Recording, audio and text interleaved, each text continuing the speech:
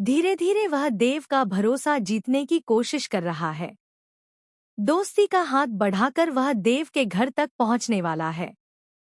शुरुआत में सबको लगेगा कि वह देव का शुभचिंतक है, लेकिन दरअसल वह तो देव की जिंदगी में जहर घोलने वाला है। उसकी मुस्कान के पीछे छिपी है चालाकी, और उसकी हर हरकत के पीछे है कोई गहरा मकसद। इधर देव की जिंदगी पहले ही परेशानियों से भरी है। सबसे बड़ा डर उसे इस बात का है कि उसकी मां, चंद्रिका, कहीं यह सच्चाई न जान जाए कि उसने उनसे एक बड़ा झूठ छिपाया हुआ है। देव का दिल दहल उठता है जब उसे यह ख्याल आता है कि अगर बाबू साहब ने गलती से यह राज उजागर कर दिया तो उसकी सारी मेहनत और रिश्ते एक पल में बिखर जाएंगे। उधर चंद्रिका के सामने अब हनुमंत पहुंच चुका है।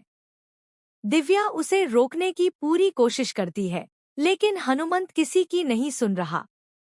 उसके कदम जैसे किसी अदृश्य ताकत से खींचे जा रहे हैं, सीधे चंद्रिका की ओर। और अब हवा में एक गहरी बेचैनी तैर रही है। क्या हनुमंत सब कुछ बता देगा? आने वाले एपिसोड में दर्शकों को मिलेगा एक भावनात्मक और विस्फोटक मोड़। चंद्रिका अब हनुमंत से सीधे सवाल करने वाली है।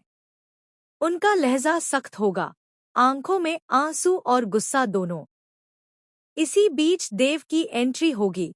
वह स्थिति को संभालने की कोशिश करेगा, मगर हालात उसके हाथों से फिसलते जाएंगे। बाबू साहब भी बीच में पड़ेंगे, ताकि सच्चाई फिलहाल छिपी रहे। लेकिन जैसा कि कहते हैं, सच कितना भी गहरा दफन क्यों न हो, एक दिन बाहर आ ही जाता है। और अब वही होने वाला है। चंद्रिका को सब कुछ पता चल जाएगा। देव का झूठ, उसका फरेब, उसका छिपा रिश्ता, सब कुछ उजागर हो जाएगा। वह पल बहुत भारी होगा। चंद्रिका के चेहरे पर अविश्वास और दर्द झलक उठेगा। उनकी आवाज कांपते हुए कहेगी, देव, तुमने ये क्या किया? वसुधा की आंखों में भी लाचारी होगी। और गुस्से में चंद्रिका फैसला सुनाएगी, देव और वसुधा, अब तुम दोनों इस घर से बाहर जाओ। घर का दरवाजा जैसे उनके लिए हमेशा के लिए बंद हो जाएगा। देव टूट जाएगा, वसुधा का दिल भी बिखर जाएगा। लेकिन कहानी यहीं खत्म नहीं होती, बल्कि असली खेल तो अब शुरू होगा। वहीं पर्दे के पीछे छिपा वो रहस्यमय बांसुरी वाला आदमी अब खुलकर अपनी चालें चलने लगेगा। वह फिर से देव के सामने आएगा, इस बार और ज्यादा मीठे शब्दों के साथ। वह देव के दिमाग का